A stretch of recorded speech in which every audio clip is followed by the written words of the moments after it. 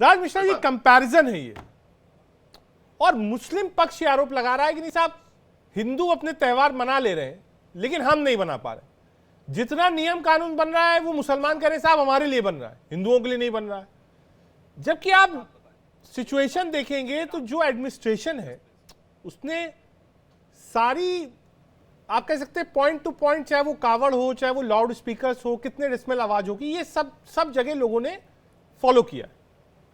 मेरा ये कहना है कि क्या ये भेदभाव है, पक्षपात है, या हम सोच चुके हैं नहीं साहब हमारे पास हो रहा है। देखिए, सबसे पहली बात है, श्री रामचरितमानस के अंतर्गत एक चौपाई आती है कि ते ही सुहाय न नगर बधावा और चोर न चांदनी रात सुहावा। अब जब थोड़ा रिस्पेक्ट जो है ये हो गया कि पहले, मैं कह रहा हूं कि बीजेपी हिंदू मुसलमान करती है, इसमें कोई दो राय नहीं, लेकिन पहले की जो पार्टियां थी वो सिर्फ मुसलमान कर रही थी। अब आ गई बीजेपी तो उसने कहा भाई हिंदू को भी, हिंदू और मुसलमान दोनों के लिए बराबर होनी चाहिए। तो अभी तक क्योंकि मुसलमान हो रहा था, अब हिंदू मुसलमान दोनों हो रहा है, तो इस कारण से मुसलमान को पीड़ा हो रही कि भाई बहुसंख्यक हमारे बराबर कैसे आ सकता है। अच्छा, एक बात आप ध्यान रखिएगा, इनकी जो शिकायत की आदत है ना, ये इनकी आज की नहीं है, ये पुरानी आदत है। आप सोचिए, जब इनकी घर की बहनों के लिए, इनकी घर की बहन बेटियों के लिए कानून बना, 3 तलाक पर जब बैन लगा, हलाला पर जब बैन लगा, अभी बात आई कि ये तलाक होता है तो उसको गुजारा भत्ता दिया जाए, उसकी बात आई, तो जब ये उस पर विरोध करने चले गए, जहां खुद के बहन बेटियों की बात आ जाती है, जहां अपने परिवार की बात आ जाती है, तो यहां तो सिंपल सी बात है कि यहां दो व्यवस्था है, दो धर्मों की बात है, तो वहां नेचुरल है कि इनका विरोध में जाना हो, तो इनकी आदत है और विरोध में जाएंगे ही जाएंगे। लेकिन सबसे पहली बात है कि सभी के लिए एक देश है, एक नियम होना चाहिए, एक कानून होनी चाहिए, रिप्लाई कर दीजिए सर, एक बार होनी चाहिए सभी के लिए। ठीक है, ठीक है सर, रिप्लाई कर दिया कादरी साहब, रिप्लाई कर दिया। सरकार जो कर रही है उसको सहमत होना पड़ेगा। सबसे अच्छी बात यह है हमारे भाई ने इस बात को मान लिया कि भाजपा हिंदू मुस्लिम करती है, बहुत अच्छी बात। दूसरी बात, कांग्रेस मुसलमान कर रही थी भाई, मैं इसीलिए कह रहा हूं, मैं इसीलिए कह रहा हूं, कांग्रेस मुसलमान ही कर रही थी। मस्जिदों में गाया जा रहा था, ये कहा जा रहा था कि कांग्रेस पार्टी मुसलमानों की पार्टी है। बीजेपी कहती है नहीं जी, हम हिंदुओं की भी पार्टी है और मुसलमानों की भी पार्टी है, तो हिंदू मुसलमान दोनों करने में दिक्कत क्या है? एजेंडा चलाते रहिए, मैं कांग्रेस से प्रवक्ता नहीं हूं, मैं आपको कांग्रेस प्रवक्ता नहीं है, उस पर इल्जाम लगाने को मतलब नहीं। हाँ, जब कादरी साहब रिप्लाई दीजिए। प्रवक्ता मैं भी बीजेपी का नहीं हूं, सुन ले मेरी बात, मैं आपकी बीजेपी का नहीं हूं, लेकिन जो असत्यता है। ठीक है, एक मिनट राज जी, जरा सा आपने जो सवाल उठाया एक बार कादरी जी जवाब ले लें। कादरी जवाब दीजिए। सबसे अहम बात यह है कि मुसलमानों की मॉब लिंचिंग होती है, मुसलमानों को मारा जाता है, जय श्री राम जबरदस्ती कहकर मुसलमानों के गले काटे जाते हैं इसी भारत में। रिया केस आपको भी याद होगा, साक्षी का केस याद होगा, या कौन सी मुसलमानों पर मॉब लिंचिंग हो रही थी? रिया लड़की साक्षी का मर्डर दिल्ली में हुआ था, आपको याद होगा, सभी को याद होगा शायद। हिंदू लड़की थी, 2 बच्चे जो कि उत्तर प्रदेश में 14 वर्ष और 6 वर्ष के बच्चों का कत्ल कर दिया गया, वहां आपको मॉब लिंचिंग नजर नहीं आई। राजस्थान में टेलर का गला काट दिया गया, वहां मॉब लिंचिंग नजर नहीं आई। शर्म आनी चाहिए, हमें पहलू खान भी याद है, शर्म आपको आनी चाहिए, आपको हया आनी चाहिए। आप इस तरह झूठा बोल रहे हैं, झूठ नहीं बोलना चाहिए आपको। सुन लीजिए, आपको बहुत याद नहीं है, आप याद ही उतना रखते हो जितना आपके काम की है। सुन लीजिए, आप बताइए ना, आप ईमानदारी से बताइए, मॉब लिंचिंग होती है, आप मुसलमानों को मार रहे हो, और जो हमारी माँ बहनें बेवा जो हो रही है उनका आपको ख्याल नहीं आता है। तलाक का आपको तलाक मुसलमानों को मार रहे हैं। साक्षी कौन सी मुसलमान थी, जरा याद नहीं आया? वो जो उत्तर प्रदेश में 2 बच्चों को जाकर के कत्ल कर दिया गया था, वो क्या कर रहे थे? उन्होंने मॉब लिंचिंग किया था। वो टेलर को जाकर के जो वहां मार दिया गया, पेट्रोल डाल करके रोड पर लोगों को जलाया गया है। 2017 में सिर्फ पानी पीने के चक्कर में बच्चों को मार दिया गया था, वो मॉब लिंचिंग थी। वो मुसलमानों के प्रति अत्याचार हो रहा था, उसमें कभी नहीं बोलोगे। मतलब रैलियां निकाल करके पैगंबर इस्लाम को गालियां दी आपकी तहरीको तंजीमों ने। भूल गए आपको याद नहीं आता भैया? शायद आप भूल गए हो, आप भूल रहे हो, थोड़ी याददाश्त ठीक कर लो। पिछली शिवरात्रि पर आप ही का शांति समाज झारखंड के पलामू में तोरण लगवाने के लिए बवाल किया था। शिव बारातियों पर आप लोगों ने पत्थर बजाए थे। रामनवमी पर कितनी जगह, गुजरात के खंभात की बात की जाए, महाराष्ट्र की बात की जाए, बिहार की बात की जाए, हर जगह दंगा करा, तो क्या बात कर रहे हैं? ठीक है, आ रहा हूं। एक बार डॉक्टर कौशल कांत मिश्रा जी को जोड़ लेते हैं। मिश्रा जी, ये आपने सुना अभी, नूर अजहरी साहब हैं, प्रेसिडेंट है all India Muslim personal law board के, आपने वो बयान भी सुने जिसमें कहा गया कि नहीं साहब, आप अगर जुलूस रोकोगे तो फिर हम कावड़ भी नहीं निकलने देंगे। अब इसका क्या उपाय है साहब? और इतनी देर से आपने अगर अजहरी साहब को सुना हो तो अजहरी साहब का ये कहना है कि आप जानबूझकर मुस्लिम समाज को कॉर्नर करने की कोशिश कर रहे हैं।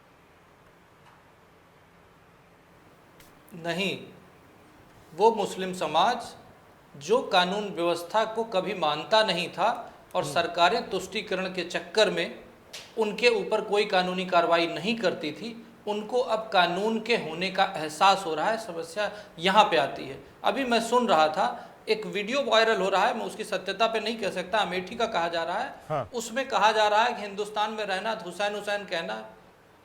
अब ये बताइए, ये डरा हुआ मुसलमान है या सर चढ़ा हुआ मुसलमान है?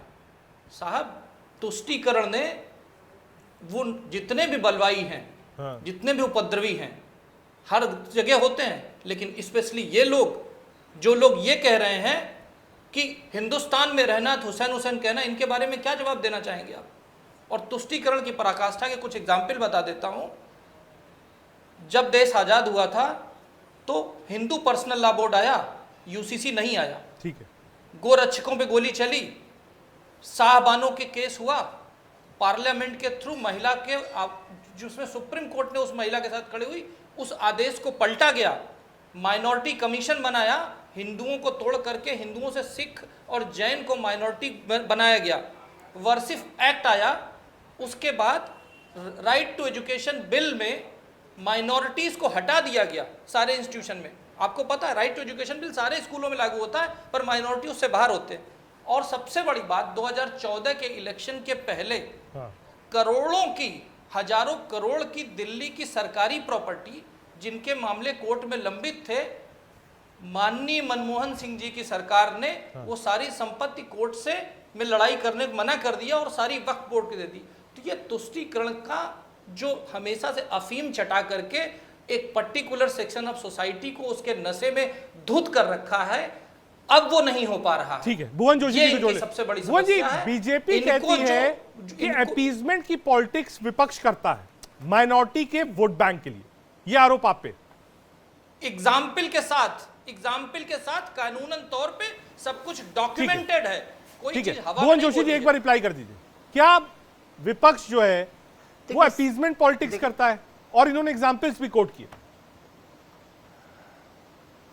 देखिए, 7 साल में प्रदेश क्या देख पा रहा है? किस पर सबसे ज्यादा जुल्म सितम हो रहा है?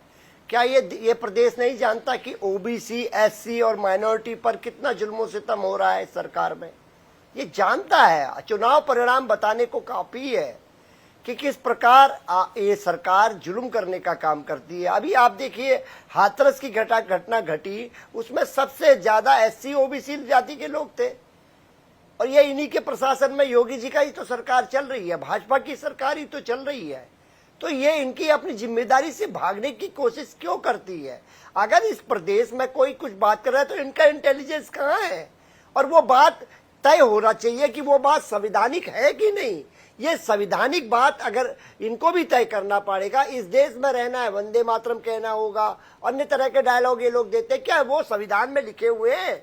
क्या वो जो आज नारा लगा है कहीं पर, जहाँ का जिक्र हमारे भारतीय जनता पार्टी के साथी पर है, वो नारा एक मिनट डॉक्टर साहब थोड़ा सा एक बार कंप्लीट कर लीजिए। डॉक्टर साहब, मैं तो बिल्कुल कौशल कांत जी एक बार कंप्लीट कर लें, आपको रिप्लाई देना है। अपनी प्रतिष्ठा बनाए रख। मैं आपसे पूछना चाह रहा हूं, अगर आज जो नारा आप बता रहे हैं कि वो नारा दिया गया अमेठी में, मैं आपसे पूछना चाहता हूं उसकी संविधान आज्ञा देता है? अगर उसकी संविधान आज्ञा नहीं देता है तो काहे को मुख्यमंत्री जो माननीय योगी जी है संवैधानिक पद शपथ लेके बैठे हुए और संविधान की रक्षा नहीं कर पा रहे? और जो आप नारा देते हैं वो संविधान में लिखा हुआ है, अगर वो लिखा हुआ है तो ये एक नारा गलत और एक नारा सही कैसे हो सकता है? और अगर ये जो अमेठी वाला नारा गलत है तो आप कर क्या रहे हैं? प्रशासन आपका है, इंटेलिजेंस आपका है, कौशल कांत जी एक बार रिप्लाई दे दीजिए। फेलियर है सर, इसको समझिए। कौशल कांत जी रिप्लाई। देखिए, इसी भुवन भाई बहुत अच्छे प्रवक्ता हैं, पर एक गलती कर गए। हाँ। इन्होंने वंदे मातरम को हुसैन से कंपेयर कर दिया। यहां पे तुष्टीकरण झलकता है। इसी से अरे आप समझ में जय आता है श्री कि राम इस कह सोच लीजिए, कहां उसकी पर जगह खत्म कोई हुई सा और भी कहां कुछ पे कह शुरू होती। लीजिए। बीच में नहीं। ठीक। और बात होती है, आप कानून व्यवस्था की बात कर रहे हैं ना, लेटर एंड स्पिरिट दोनों की बात होती है। सिर्फ लेटर से संविधान नहीं चलता, स्पिरिट भी होनी चाहिए। इसका जवाब आप मुझे दे पाएंगे कि हर वो जगह पूरे देश में जो सेंसिटिव कही जाती है वहां पे पॉपुलेशन परसेंटेज किसका ज्यादा है? हर वो धार्मिक स्थल जहां पे पुलिस लगाई जाती है वो हिंदू के मंदिरों क्यों होते हैं? इन सब चीजों का जवाब आपको देना पड़ेगा। और जो भी आतंकवादी पकड़ा जाता है वो एक पर्टिकुलर ग्रुप कौम को क्यों बिलोंग करता है? इस सबको ध्यान में रखते हुए लेटर एंड स्पिरिट के साथ कॉन्स्टिट्यूशन को देखेंगे, फिर आपको समझ में आएगा। और उस देश में, जिस देश का विभाजन हिंदू मुसलमान के नाम पे हुआ था, और हिंदुस्तान के अंदर हिंदू धार्मिक स्थलों को बचाने के लिए पुलिस, आर्मी और सेना की जरूरत पड़ती है। बंगाल और केरला में तो हिंदू धर्म के उत्सव को मनाने के लिए आर्मी लगाई जाती है, धारा 144 लगाई जाती है, जबकि दूसरी तरफ 70 सालों में कभी ऐसा नहीं हुआ। आज जब कानून व्यवस्था दोनों तरफ बराबर लगाई जा रही है तो इनको कष्ट हो रहा है। क्योंकि जिनको उन्होंने इस तुष्टीकरण की अफीम चटाई है उनका नशा इतनी जल्दी शांत नहीं होगा। ठीक है, तुष्टीकरण जोशी एक का छोटा सा नशा रिप्लाई दे रही है, फिर उतरने में नाजिम खान टाइम की इस पार्टी की लगेगा तरफ से उनके और पास देश जाना उसके है। लिए साथ है। जोशी जी। मैं इतनी सी बात कहना चाहता हूं। भारतीय जनता पार्टी के चश्मे में दिक्कत आ गई है। ये अब्दुल हमीद को याद नहीं कर पाते, अब्दुल कलाम को नहीं याद कर पाते, मौलाना आजाद को याद नहीं कर पाते, जो क्रांतिकारी इस देश में रहे उनको याद नहीं कर पाते। हमारे देश के क्रिकेटर बहुत बड़े बड़े रहे हैं मुस्लिम समाज के। निश्चित तौर पे ये उसी आईने के साथ खेलने का काम करते हैं, इसीलिए इनकी स्थिति ऐसी है। मैं इनसे कहना चाहता हूं कि समय आ गया है और चुनाव के परिणाम ने, चाहे वो 2024 का चुनाव हो या उपचुनाव है, आपकी नफरत की राजनीति की हार हुई है और देश में संविधान की जीत हुई है। इसलिए आप ये नफरती जो एजेंडा है उसको फैलाना बंद कीजिएगा।